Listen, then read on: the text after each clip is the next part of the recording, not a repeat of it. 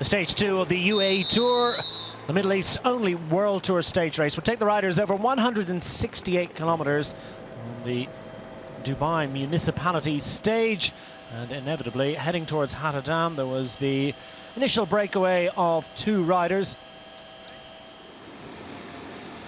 And inevitably and almost amazingly, it was the same 2 riders from the Vinny Zabu KTM squad that were up the road on stage 1. With Leonardo Tortomasi wearing the black jersey of the intermediate sprints leader, in the company of the white jersey, Veljko Stojnic, his teammate, Serbian rider, also leads the intermediate sprints classification, with Tortomasi looking after that black jersey for him. The intermediate sprints proved to provide much of the entertainment in the early stages. Behind the 2 breakaway riders, Tadej Pogačar in the white, desperate to try and take that final bonus seconds on offer, but it was Asbjørn Krei Andersen who prevented him, the Team Sunweb rider, not allowing overall contender Pogačar to steal that bonus second. Up front, Tortomasi and Stojnic continued to toil in the sunshine, 30 degrees centigrade at moments, as they made their way to the coast at Fujairah and then worked their way back by a similar route, ultimately to Hatta and up to Hatta Dam. Riders in the peloton, including the red jersey of overall race leader and stage 1 winner Pascal Ackermann of the Bora Hansgrohe squad, wondering who would have the legs for that final grippy ascent. It was a very, very steep conclusion, but likely to be one to favour the sprint favourites.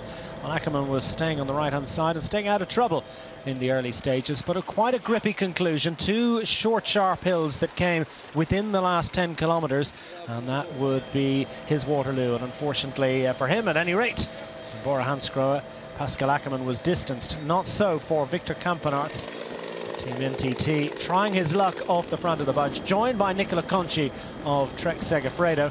And that duo forcing the reaction from the main peloton behind, a bunch that was thinning as various sprint stars, and indeed 1 or 2 other famous names, were distanced by the gradient and by the kilometers they had raced in the sunshine today.